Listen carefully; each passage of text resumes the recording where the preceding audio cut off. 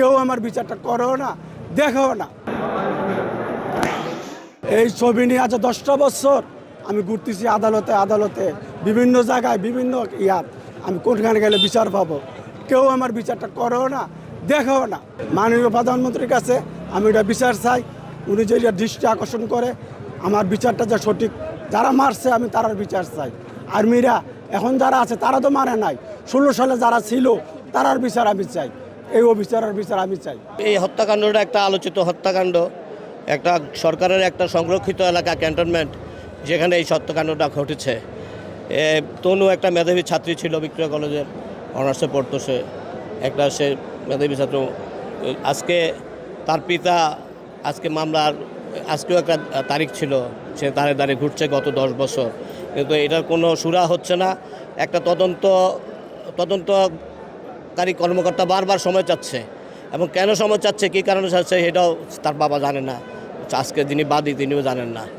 আজকে বর্তমান বিভিন্ন সরকার আসছে, কোনো সরকারই এটাকে খালি সময়ে চেয়েছে, কিন্তু এটার কোনো এই তদন্ত সমাপ্তি করে একটা চার্জশিট দিয়ে বিচারের কাঠগড়ায় দাঁড় করাবে অপরাধীকে, সেই ব্যবস্থাটা করা হয় নাই।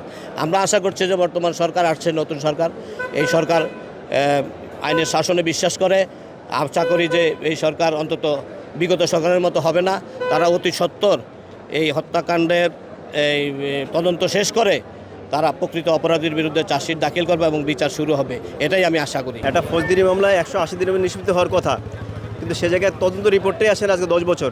তাহলে আমরা এই যে জনগণ, এই যে তারা যে ভুক্তভোগী, তারা যে ভিকটিম, তারা তাহলে আইনের প্রতিকারটা কোথায় পাবে? তো এই জন্য এই যে বিভিন্ন যারা তদন্ত রিপোর্ট দেওয়ার বিভিন্ন দপ্তরগুলো আছে, রাষ্ট্রীয় যে দপ্তরগুলো, এগুলো ত্বরান্বিত করা খুবই প্রয়োজন। কারণ এগুলো ত্বরান্বিত না হলে এই সাধারণ জনগণের ন্যায় বিচার পাবে না। আমরা অ্যাডভোকেটের চেষ্টা করে যেতে পারবো, কিন্তু আপনার ন্যায় বিচার পেতে হলে যে বিভিন্ন দপ্তরগুলো আছে রাষ্ট্রীয়, এই দপ্তরগুলোর এগুলো ত্বরান্বিত করতে হবে, নতুবা কিন্তু আসলে সাধারণ জনগণ বিচার পাবে না। যেখানে আইন বলে দিয়েছে 180 দিনের মধ্যে নিষ্পত্তি করতে হবে, মামলায় নিষ্পত্তি করতে হবে, সেখানে 10 বছর যে একটা তদন্ত রিপোর্টই আসে না।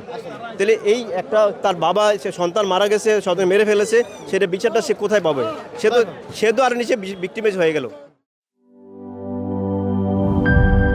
নায়াসিনামাইড ও স্যালিসাইলিক সমৃদ্ধ লিলি ফেস ওয়াশ, যা ফেসের ডেড স্কিন সেল দূর করে দেয় দ্বিগুণ ফাস্টার ব্রাইটেনিং।